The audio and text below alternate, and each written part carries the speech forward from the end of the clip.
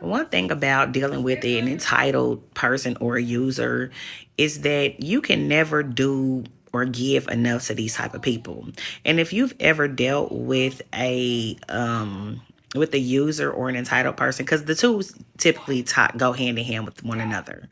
The thing about a user or an entitled person is that you're gonna notice that they're always pulling on you when they need something, when they want or need something from you.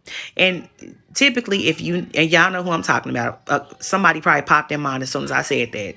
But usually, this is the person that once you see their number pop up on your phone, you already know automatically they're going to ask you for something. They need a favor, they need something from you. And you usually never hear from them unless it's for some sort of favor and something to benefit them.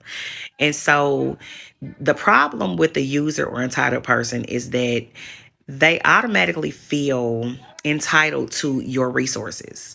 And so you may not even have to tell them that you don't have it. They just make the assumption that you do. And even if you were to tell them that you didn't have it, these are the type of people who will say something like, well, you make more money than I make, or you make more than enough. Heck, you know, you got it. And it's like, I don't like people like that, because what it lets me know is that you're always sitting around pocket watching to see what I have so you can ask me how much to get. So pay attention to people who are always asking like personal questions about your money, your finances, like questions like, how much money do you make per year? Or do you do pretty good on your job? Like, I bet y'all do real good. And some people are slick about it. Some of them are actually very straightforward and will ask you, how much do you make per year doing what you do? I feel like those are very personal questions. They're intrusive questions. And why do you need to know that information? Give me one good reason why you need to know that information.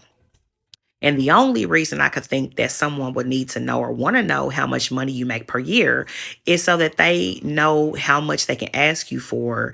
And when the time comes up that they do ask you, they've already calculated in their minds how much they can ask you for.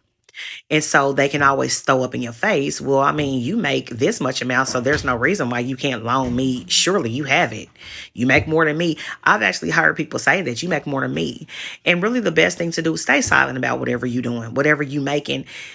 Sometimes, so I'll put it this way. When somebody's asking you an intrusive question, you're not obligated to share that information with them. The same as they didn't feel the type of way about asking you such an intrusive question, you don't owe them an explanation. So never feel obligated to answer uncomfortable questions that you don't feel comfortable with answering. Silence is a response too.